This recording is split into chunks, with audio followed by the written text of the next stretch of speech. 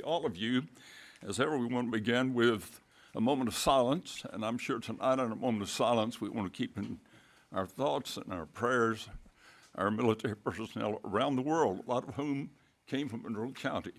And following the moment of silence, we will offer the Pledge of Allegiance to the flag of the United States. Shall we stand?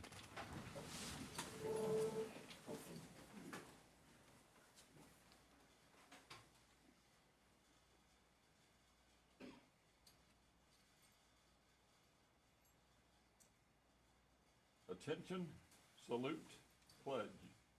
I pledge allegiance to the flag of the United States of America and to the republic for which it stands, one nation, under God, indivisible, with liberty and justice for all.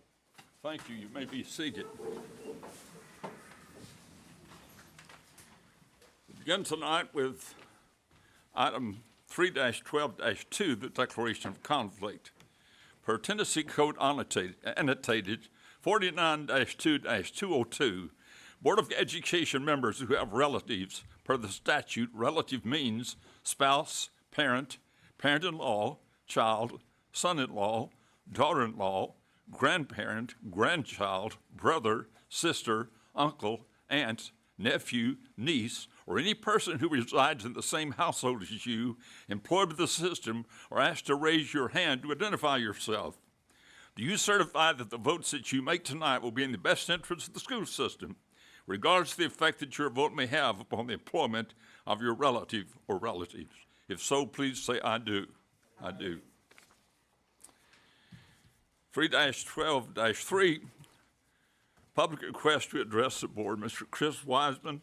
Chris, we're glad to have you here with us tonight. You're welcome. We hear you glad you have 5 minutes. You're asked to tell us your name and your address and what you want to talk about. We know those things except for your address, but if you'll do that formally, thank you so much for being here tonight, Chris. Good evening, members of the school board, director of school, and members of the community. My name is Chris Wiseman. I'm a parent here in Tellico Plains and the father of Dara Mallory Wiseman. Many of you knew Dara. She was a student at Tellico High School and a 6-time state champion. She loved the school, she loved the community, and she loved running. After we lost Dara, many people in the community reached out to our family with the idea of building a track in Tellico Plains would be a meaningful way to honor her legacy. But more importantly, it would be something that would benefit the students of the school for generations to come.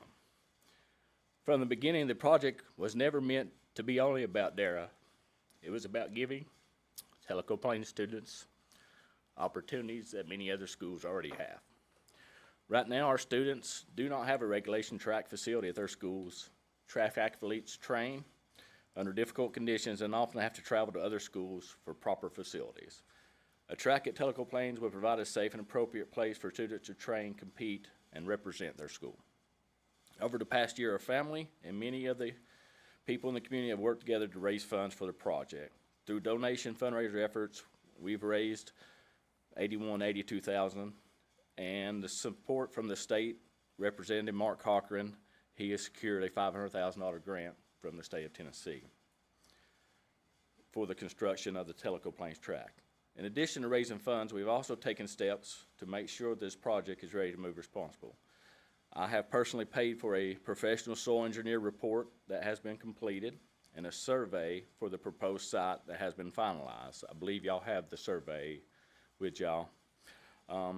In this, we just passed out a CSE thing, which we'll go over here in a minute. We also have an estimated cost breakdown, and this is my breakdown as a general contractor. But to go to the next step, we would probably need to go into the bid process, as which the civil engineer survey lies out here. So these estimates give us a clear understanding of the project and show that funding raised can be moving this project forward. At this point, we're asking for tonight is simple.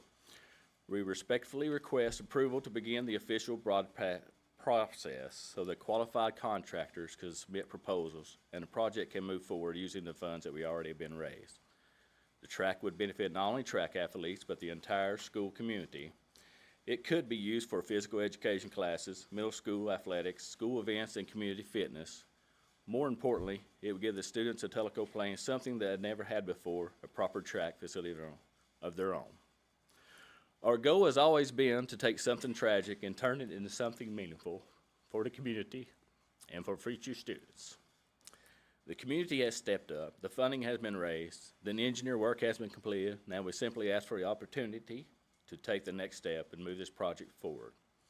Thank you for your time, considering this request on behalf of the students of Tellico Plains High School. Thank you, Chris. We're going to be having our item on our agenda is a resolution related to this. We spent a lot of time talking about it, so we'll come to that in a little while. Thank you so much. Thank you for your time. 3-12-4, approval of consent and regular agenda. Before we have a motion, I think Dean wants to amend the I'd like to agenda. amend the motion that we address, the Madison, anyhow, the junior Chiefs football team and the Cubs, or whatever you call them, at Tellico.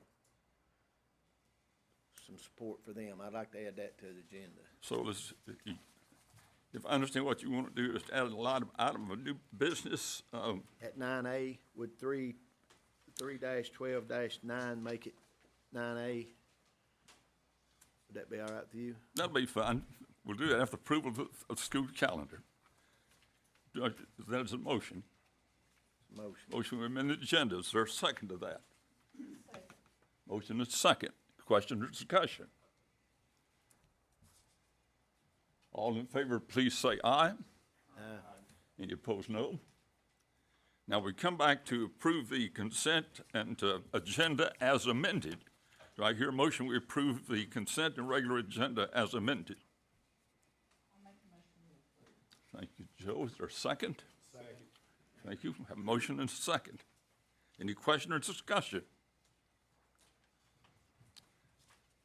All in favor of approving the agenda, please say aye. Any opposed, no. And the ayes have it, and the motion carries. Approval of budget amendments, 3-12-5. Do I hear a motion related to approving our budget amendments?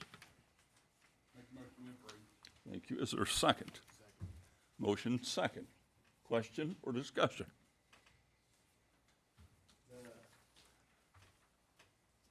Fund balance.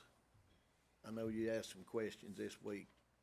Yeah, last time I asked about the fund balance and where do we actually stand based on our previous beginning balance. Gail had so graciously sent us an email detailing this, where I think it's easy to follow and understand. So we were talking about where is $7 million last time, and really it's an accounting timing issue, just to clarify.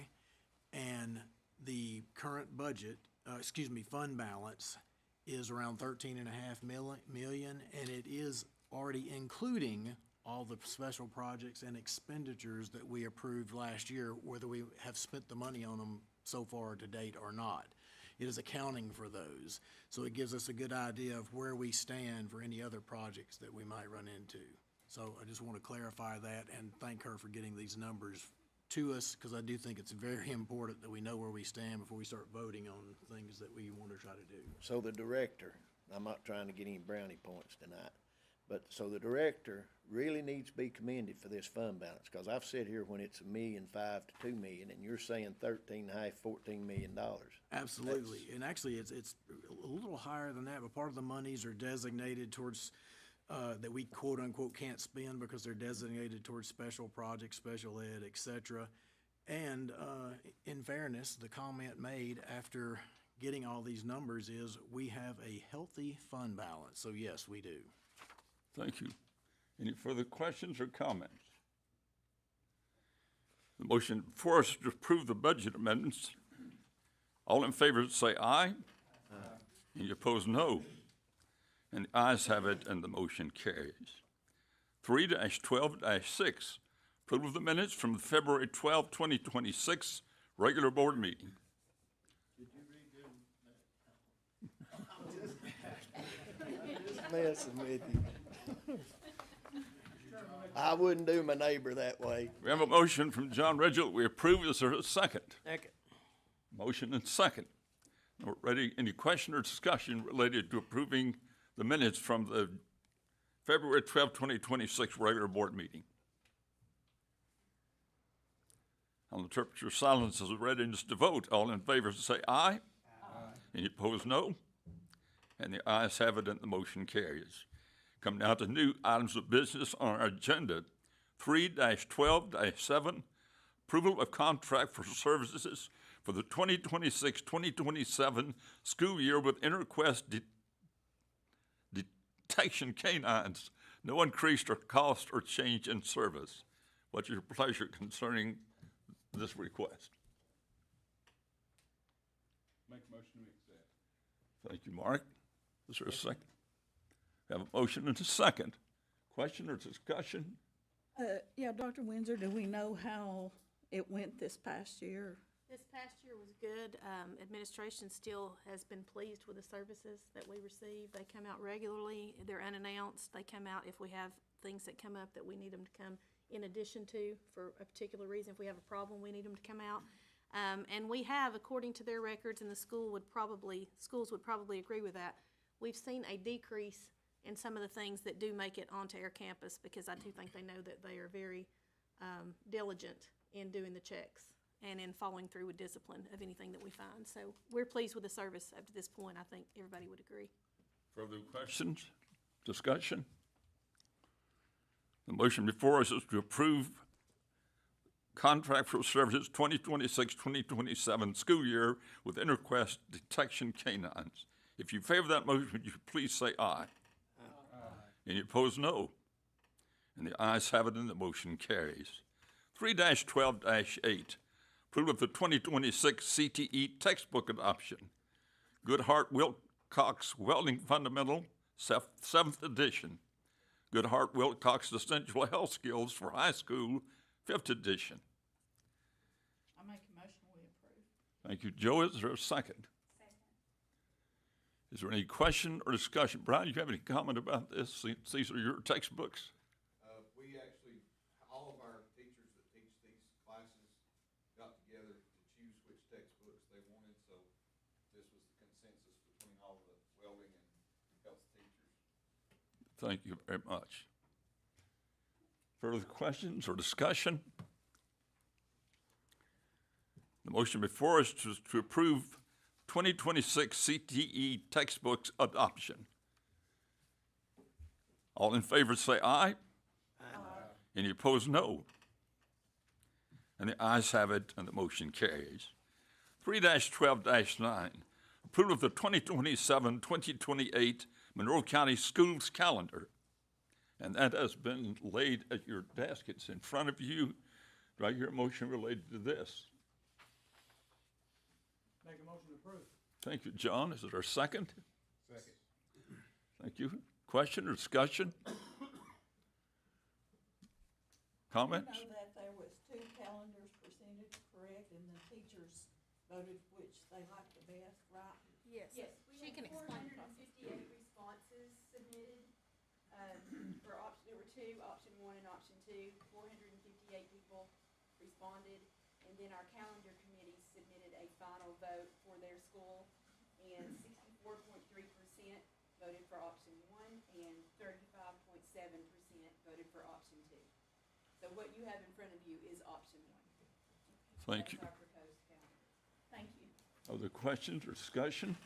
I'd just like to say thank you to this committee. I know it's a difficult task, but I thank you for your hard work.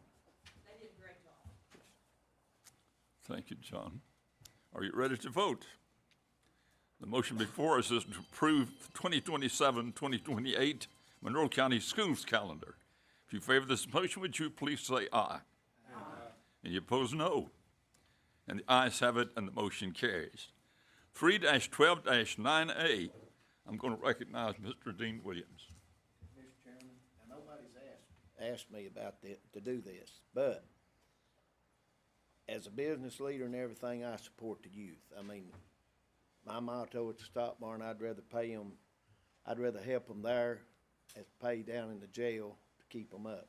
Miss Lane at Massville Middle School, our junior chief football program, she has hired new coaches in a new direction, and they need, and I just heard through the rumor mill, you know, about some equipment they needed.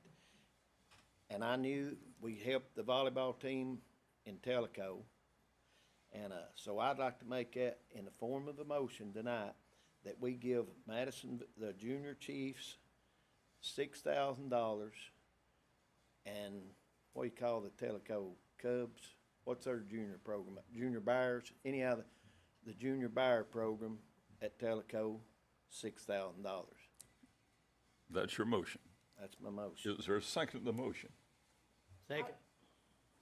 We have a motion and a second. Question or discussion?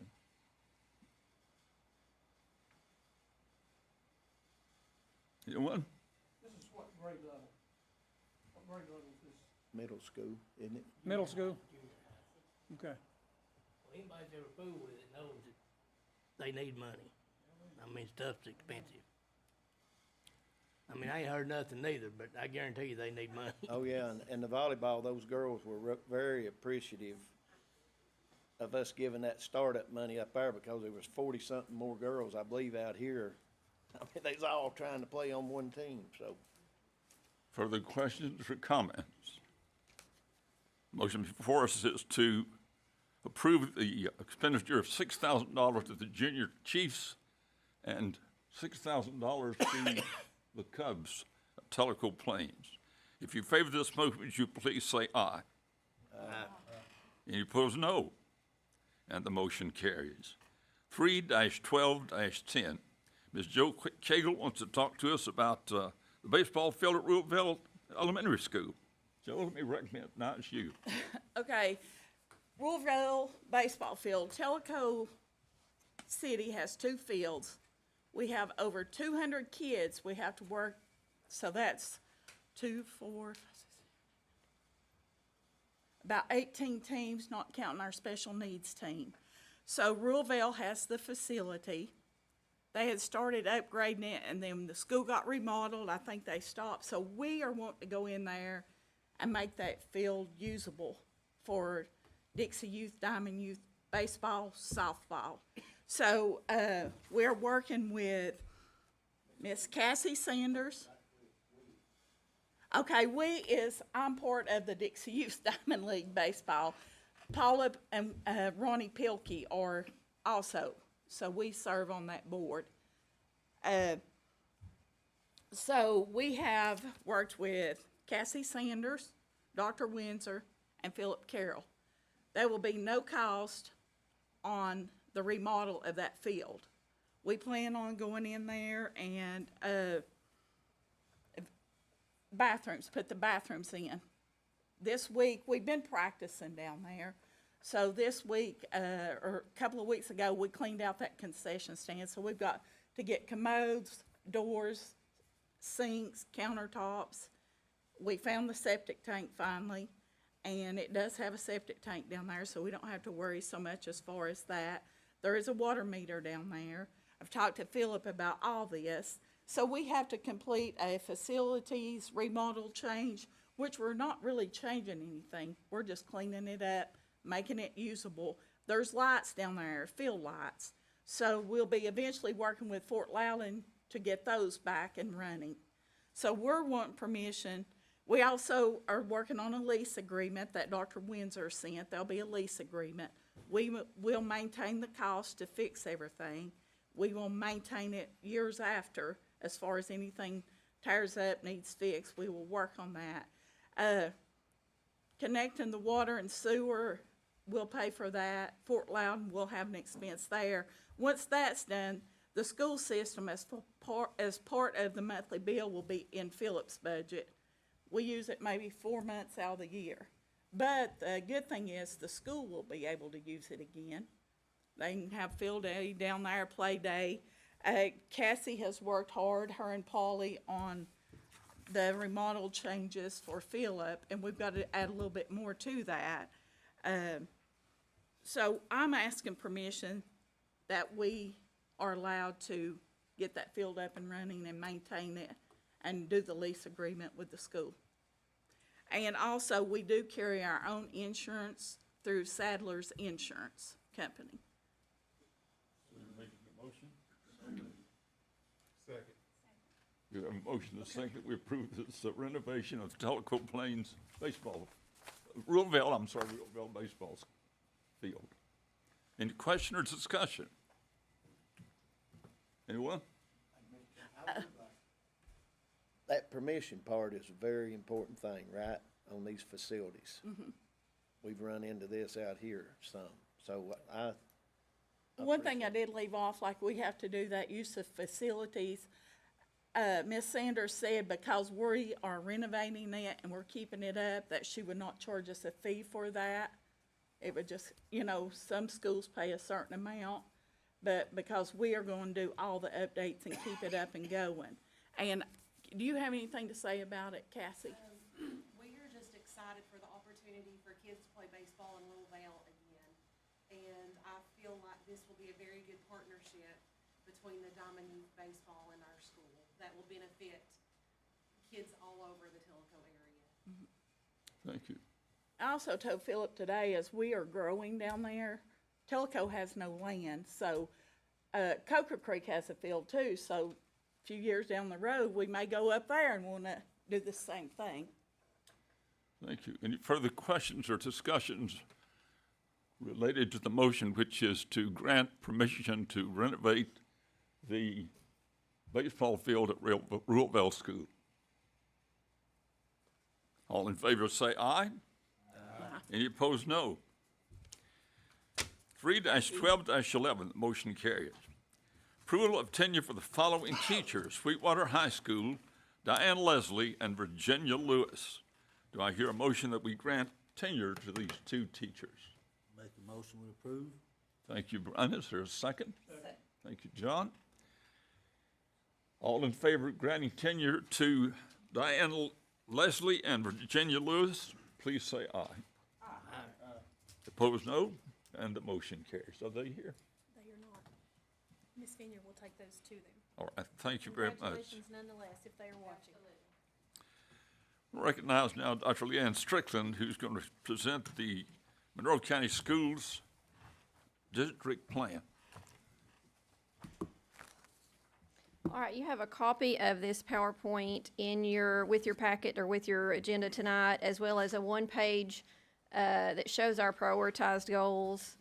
I'm a spokesperson for a large team of people who put this together, so there's a lot of people to thank and recognize for the work that's gone into this. So we're going to go through it fairly quickly, but I want you guys to feel free to stop anytime and ask questions, and I'll try to answer them or find someone who can. We did get a new format for our district plan this year. Instead of a one-year plan, it's a 3-year plan that we will revise periodically once we get new data or any kind of new outcomes that influence our strategies. Instead of the old platform of Inform TN, it's now just on ePlan, which is where a lot of our budget and applications are housed. If you were here last year for this, we tried to pull up the Inform TN to present this, and there was technical failure on that part, so we're not sad that we've switched this to a new platform. But we did have to learn it quickly, so our district team went back in February, had training on this new platform, so this has been a pretty fast turnaround, and it is still a work in progress. So tonight's presentation is one step in getting some stakeholder engagement and getting feedback from you guys on where we are. But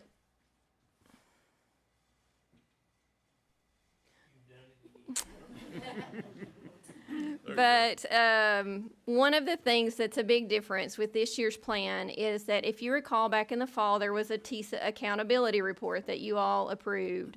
What they've done now is combined that report with our district plan. So those TISA accountability goals are now part of a requirement in our district plan where we have to show how we're spending TISA funds on our prioritized student goals. So remember, TISA stands for Tennessee Invests in Student Achievement. So the whole purpose of this funding formula is to take the money that we receive from the state and spend it on students to show how we're helping them achieve better. So the process starts with just preparing to plan with a team. It's made up of our district leadership team, and I know you guys have heard us say before what an amazing group this is, but it's the truth. It's very genuine. This is a great family here, and a whole lot of smart and dedicated people who are giving their time to this county. So it's humble for me to be able to represent them because it is an amazing, high-functioning team. We have to address a few other things as a part of this plan: well-rounded education, safe, supportive, and healthy environments, and integration and effective use of technology. So part of the plan is showing what we're doing to address those 3 state goals. And then we have to develop our prioritized goals for student learning and also for climate and access. So we have established 5 goals for our district for 2028-2029. So remember, these are 3-year goals with annual steps. So our goal for our first goal, which is a state required goal, is by 2029, 49.7% of students will score proficient on the 3rd grade TCAP. Now, if you have a great memory, Mitch, you might remember that in November, this TISA accountability report said that goal was 70, because the state said the goal was to get all 3rd grade students proficient, or not all, 70% of 3rd grade students proficient by 2028. Well, surprisingly, that has not happened. So they've given us a new formula to adjust that goal. So our new goal for 2029, which is 3 years from now, is for 49% of students to score proficient on the 3rd grade TCAP. And then you can see there we have a goal for each year from now until then. What will happen when we get our 2026 data this summer, we will go back and adjust this. Maybe we will exceed our goal, maybe we won't make it. Either way, we will use the state's formula to adjust this goal and reassess our strategies. For mathematics, our second goal, you can see by 2029, 44% of 3rd through 5th grade students and 40% of 6th through 8th grade students will score proficient on the math TCAP. And then again, there you can see our annual goals for 2027 and 28, and then where the data comes from for those goals. Goal 3, because we weren't satisfied with just addressing 3rd grade ELA, we added another goal for K through 12 ELA. So you can see those expectations for the next 3 years for K through 12 ELA, and it's broken down by grade span. So 2029, that looks like 38.6 for 3rd through 5th grade, 37.7 for 6th through 8th, 40.1 and 48.3 for high schools. Our 4th goal has to do with college and career readiness. That is measured by the students who are deemed college career ready, or CCR, based on the state's accountability system. They earn that status by scoring a 21 on the ACT, or earning industry certifications, earning dual enrollment credits, earning advanced placement credits, and scoring a certain percent on the ASVAB. The second part of our goal is for ACT. ACT is our Achilles heel here in Monroe County. We struggle with this year after year for multiple reasons, but we certainly aren't satisfied with where we are. So we want to get to a 19.1 average ACT score by 2029. That's a lofty goal of a 0.5 increase every year, but we wanted to set this goal high intentionally because we really want it to be a focus for all of our high schools. And our last goal has to do with improving school climate and access. So there are a few different parts of this, one of which has to do with absenteeism. This was a struggle, obviously, through the pandemic, and then we really did well with that for a few years. We had great attendance for a few years, and then in 2025, we saw that decline. So we're working hard to figure out how we can improve that with incentives, and also working with our local healthcare providers to make sure that students aren't abusing doctor's notes and taking time out of school that they don't have to. We also have a close relationship with our juvenile court system, so we're working through them to deter students from getting to the point where they're truant enough to go to court. In this category, we looked at certain subgroups as well, just because the data showed us that it wasn't just all students who were struggling, it was economically disadvantaged students who showed the highest chronic absenteeism rates. So we're looking specifically at students who are economically disadvantaged. And then likewise in discipline, we're looking at decreasing our in-school suspension and out-of-school suspension rates over the next 3 years. And there's a lot of numbers on this slide, so this is just for your reference, but I wanted to show you how we had broken that down by different subgroups for each category. And each of those will have their own strategies to address the needs there. And I don't want to belabor that, but I welcome questions if you guys have any. Any questions for Dr. Strickland?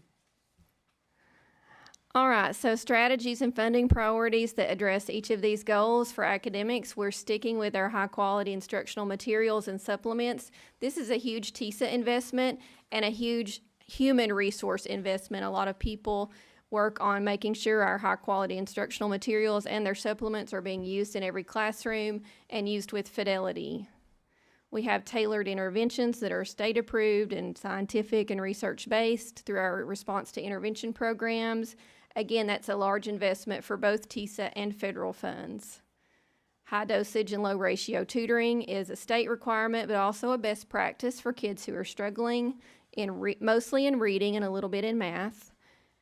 We have our summer learning opportunities, which is state law, but something that takes a lot of manpower and a lot of TISA and other funds to keep going. So we have already started the process for that for this year, and many of our students will be required to attend summer school if they are not proficient on that third grade TCAP. Professional development continues to be a priority, and we truly study our data to see where we need to provide professional development for teachers and administrators. And then of our ongoing data analysis in professional learning communities. This year for 2025-26 has been a huge push in this category with additional staff and more engagement in our schools on a regular basis to see how they're doing with looking at what data they have, making adjustments in the immediate time frame instead of after the fact, and then being engaged with different teachers in their same grade or subject levels to keep looking at how they can improve, looking at student work, etc. And then for climate and access, again, professional development on school safety, on social emotional learning, on truancy, access to early post-secondary opportunities. This is in conjunction with CTE. And with our dual enrollment providers, we've worked hard to expand those opportunities for next year, tried to get innovative with things that we can do that are unique and specific to Monroe County. ACT preparation, we've invested in another practice program that will hopefully help our students. Attendance incentives, different schools have different ways to incentivize students to be in school with rewards and positive enforcement for being present in school. Developing leadership capacity. This is something as we look to the future, we know we need to support leaders in this changing education world in Tennessee to ensure that they know what's coming and what to expect and how to deal with it and can support each other. We've done that through a new Aspiring Leadership Academy for teachers who are interested in becoming principals, and also just with trying to work to improve our own professional development and principals development. Supports for English learners, and then family engagement and communication. We continue to seek ways to better engage our families and communicate what's happening in our schools with them. We can lead all the horses to all the water we can find. Sometimes we can't make them drink, but we keep working and keep trying to be more creative on how we do that. So we know we can't do it alone. We need our families to be a part of their children's learning. So we welcome any ideas in that arena as well. We will obviously keep monitoring and adjust as we learn new performance outcomes, as we find out about new opportunities. We will adjust throughout the school year. There'll be a big revision in the summer once we get our spring data. And we absolutely welcome any suggestions, any feedback from all of you on the board, anyone in the community. We truly just want to keep getting better and serving our students. It's definitely a unified goal, and we know we don't have it all figured out yet. So join us anytime for a work session. We can you can see this process because it's it's fun for some of us. I won't say it's fun for everyone. Some of us like digging into the data. Any questions about this process or the plan? Any question for Dr. Strickland? Dr. Strickland, thank you for this presentation. Absolutely. Once this plan is finalized and approved by the state toward the end of this month or early next month, this one-page prioritized goal graphic that you have will be produced and shared throughout the district, so we all know we're working toward a common goal to improve learning for our students. So it's not quite final yet, so this is a draft mode, but hopefully this will be approved up the chain. Thank you very much. Thank you. 3-12-13, approval of the following policies for first reading as recommended by the Policy Committee. Let me recognize Mr. Mitch Avery, the chairman of our Policy Committee. So I'd like to make the motion that we go ahead and approve, with the exception of the one new item that's on there. We approve the policies that we had the first reading on in our last meeting. I would make that motion that we do that. And the reason I'm saying with the exception of the new one, the artificial intelligence, we have just now gotten that in the last few days. I would suggest we defer that to the next meeting, give everybody time, the opportunity to read through that, unless it's of an urgent nature. Don't know if we, is it of an urgent nature to get that done, or? I believe, because of the timing of this one, if I'm correct, it is, since it has gone into state law already, then it can be after 2 readings versus the 3. So if you want to go ahead, if you've had time to review that and you want to go ahead to recommend approval, you can do that. If not, then we can wait, but. So let me rephrase. Thanks for that clarification. All right, I would make the motion that we approve, on our first reading, all these policy amendments. Thank you. Is there a second to the motion? Actually, it comes from committee, it doesn't need a second. Ready for questions or discussion? The motion before us is to approve the following policies for first reading as recommended by the Policy Committee. This also includes the new one about artificial intelligence. I think that is grades 5 through 12. Is that right? Correct. It should be changed from 5-8 to 5 to 12. Yeah. Thank you. Thank you. Question or discussion? All in favor say aye. Aye. All opposed, no. And the ayes have it, and the motion carries. 3-12-14, a resolution related to the Tellico Track project. Our Board of Education went into executive session with our attorney. We spent a lot of time discussing this, and this is a resolution of Monroe County Board of Education in relation to the track project in Tellico Plains. Wherefore, the members of the board believe that through sports, many of our students learn teamwork, discipline, resilience, and respect. Wherefore, it remains in the best interest of the Monroe County community to ensure our student athletes feel supported while playing sports for our many schools and programs. Wherefore, the members of this board also remain immensely proud of the career and legacy of Darrell Wiseman, a former Tellico Plains High School senior who tragically passed away in November 2024 after already bringing 6 state championships in track to her community.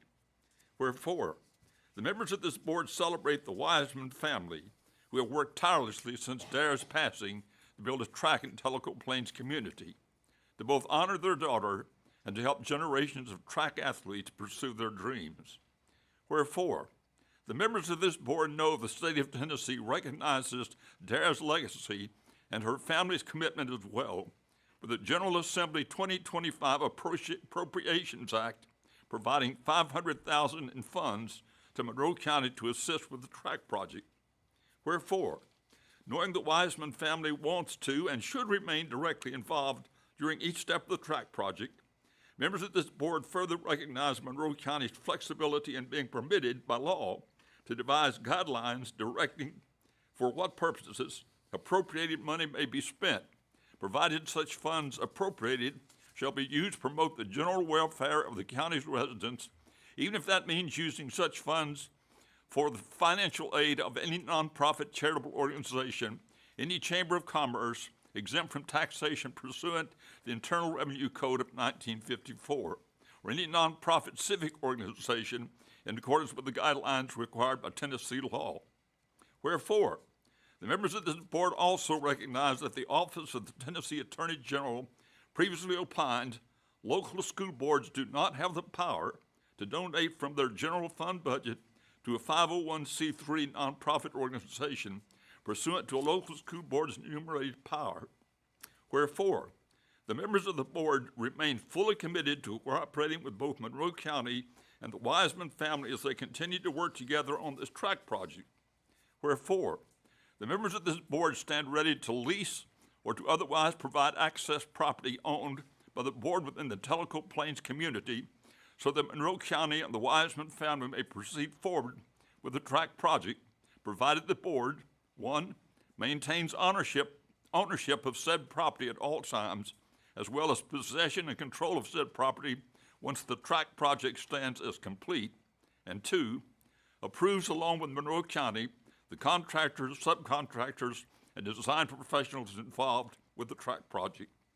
Wherefore, as the state appropriated $500,000 in funds to Monroe County rather than the Board of Education, the board stands ready to fully cooperate during the track project moving forward. The members of this board sincerely hope Monroe County will no longer delay the track project, as the board also stands committed to ensuring any destruction occurring on board property does not in any way prohibit or limit other school sports and seasons at Tellico Plains High School. I recognize Ms. Sharon Freeman. I would like to make the motion to adopt the resolution so the Wisemans can move forward with the track project. Thank you for this motion. Is there a second? I'll second. vote? Do we have a second? Yeah. Freddie, thank you. Have a motion second. Question or discussion? Joe's requested a roll call vote, and she has the right to do that. Mr. Mitch Avery, Yes. Mr. Richard Bettis, Ms. Joe Cagle, Yes. Ms. Sharon Freeman, Yes. Mr. Mark Ingram, Yes. Mr. Freddie Kelly, Yes. Mr. Brian Powell, Yes. Mr. John Ridgel, Yes. Dr. Lon Schutman, Yes. Mr. Dean Williams. And this resolution has been adopted. Old business. Director of School Reports. Dr. Windsor. Current enrollment as of tonight is 4,627 students in the district. You will see that I have on my maroon, the color of my alma mater, to announce that Tellico Plains High School Bears basketball played in the sub-state playoff Monday night. It was a tough ending with a loss, but coaches say it was one of the best seasons in Tellico Bears and Lady Bears basketball history. The Bears and Lady Bears basketball teams are the district champs. District-wide, our junior class completed a graduation requirement this week of taking the ACT. I know they are anxious to get those score reports to see how they did. In case families do not know, all 3 through 12 students have access to an online program called IXL, and that has specific practice for TCAP, EOC, and ACT. Our Monroe County Schools Family and Community Survey is available for feedback now, so please visit our MoCo Schools website for that link. And the feedback is important as we complete our 3-year district plan, which we reviewed with you tonight. Kindergarten registration and pre-K sign-ups will take place March 23rd through 27th. Each school's date and time is listed on our website and on each school's website. We are proud to announce that our exceptional education program has earned the highest performance rating of meets requirements in the recently released annual performance report local determinations. These determinations are the state's way of evaluating how well districts are serving students with disabilities across a variety of indicators, including academic growth, graduation rates, and compliance with special education requirements. So congratulations to everyone who works together to make that department successful. Our district exceeded the state's targets of 20 of 26 indicators, reflecting the dedication and expertise of our educators. Notably, for the 24-25 school year, students with disabilities demonstrated positive growth in all math and ELA areas of the TCAP and EOC assessments. This achievement highlights the incredible work of both their regular and exceptional education teachers, whose collaboration and commitment continue to drive academic success for all of our students. All teachers participated in a student work analysis protocol recently. All 325 teacher submissions were reviewed individually, and specific feedback was provided on all of those. The feedback includes strategies and scaffolding to help students reach or extend their learning in class. Title I monitoring is almost complete, and our schools have done a great job in preparing and completing those requirements, so thank you for the work that you've put in on that. We're in the final weeks of preparing for spring testing. 2nd through 5th graders will complete their test on paper for probably the last year, and their tests will then move to online platform during the next year. 6th through 8th grade students and high school tests will be online. Tests will start April 13th and will be completed by May 8th. All 3 high schools have students attending the CTSO state conferences in the coming weeks. That includes welding, FFA, FBLA, and STEM. Several students will be competing and receiving awards for their accomplishments, so congratulations to them. Thank you. Thank you, Dr. Windsor. Any further board discussion? This enrollment, the 4,600 and something. Now, does that include virtual? Yes, that's all students. So we've lost 200 and something kids since. Is it the voucher? What are we, I mean, what's happening? Brooke, I'll let you speak to what you see, if there are any trends that you notice necessarily. Our biggest trend now, and I would just estimate off the top of my head that we're talking between 60 and 70% of our withdrawals are going to these non-public online schools. And so it's really not a virtual school in something that's like in a public school setting, like ours is in a public school county. It is more just an online program that has popped up and gotten accreditation. Does it have a name? Oh, there are lots of them. There are probably, I think of the last count, there's 200 and something of them. They're not voucher charter schools. These are just online program schools. To get your high school degree? Yes, Just, ma'am. I mean, all the way up. All the way up. Wow. Some of the ones that 15 years ago only would do 9th through 12th, and very few people wanted to do that, now serve kindergarten all the way up. And it's unfortunate because sometimes it's seen as, and some people need that, but other times it's seen maybe as an easy fix to a problem that could be solved anyway. Does that make sense? And so that's where our withdrawals are going, are to those. We've had a few out of state. We've had a few that have gone to public schools in different counties, but those are really just a handful. And 200 and something is, In a year, oh my goodness, yes. well, it really happened from December till now, right? Wasn't the The enrollment? most substantial loss started probably in November.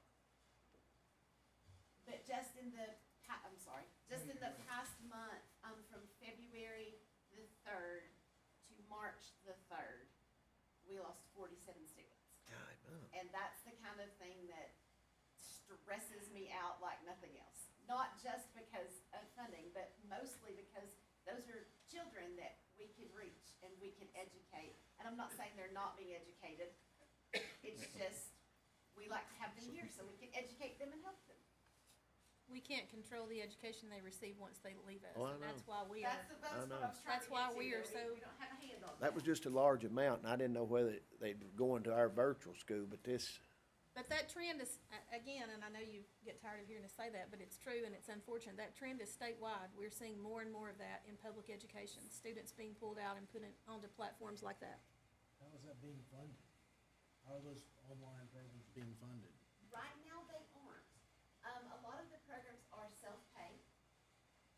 So you're paying to register your child, and sometimes what looks good as a website advertisement turns out to be a little bit different when you're paying that bill each month. They also do not, those programs don't have the same parameters or laws tied to them as a public school system.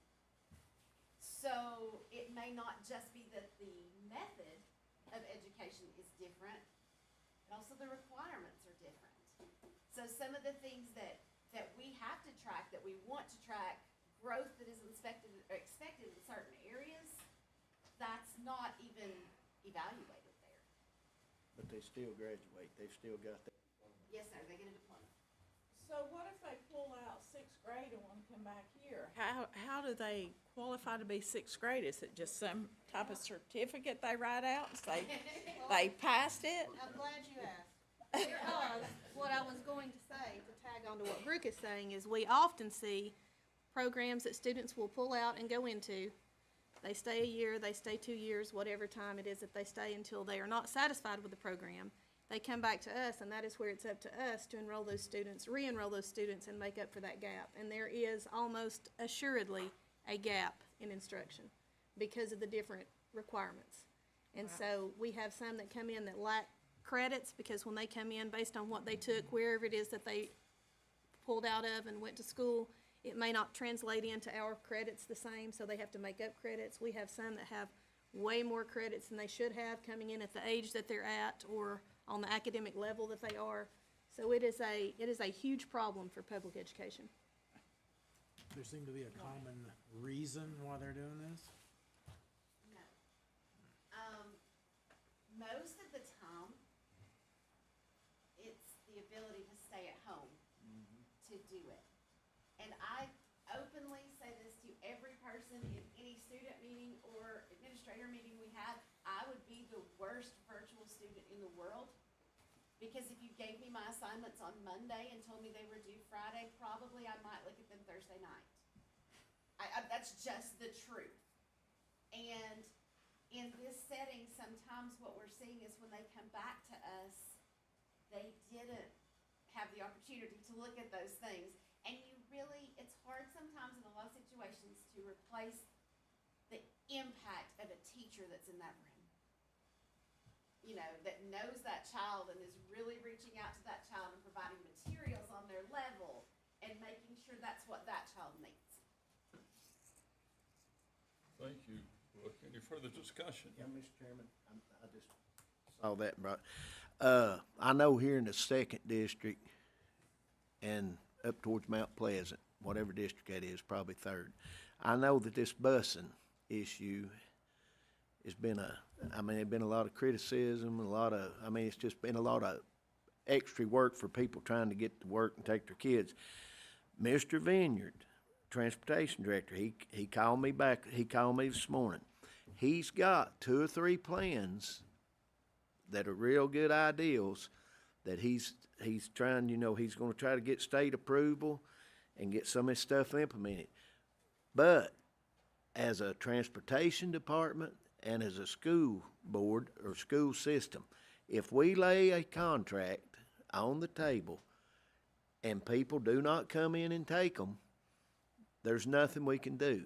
So, but he is coming up with some ideals that might work, but people need to know that because We've been fortunate to get 3 or 4 routes. I believe he picked up told me recently. today we had 8 routes. I believe he told me we had 8 routes that wasn't covered right now, and we have had 15 or so, haven't we? I think at one time we had about 25. Yeah, so, We've been fortunate to get some of those routes picked up, so you're absolutely right, of course. Further question or discussion?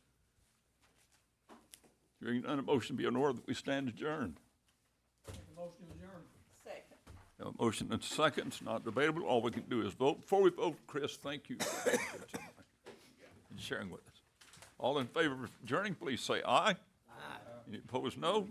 And we're adjourned. Thank you so much.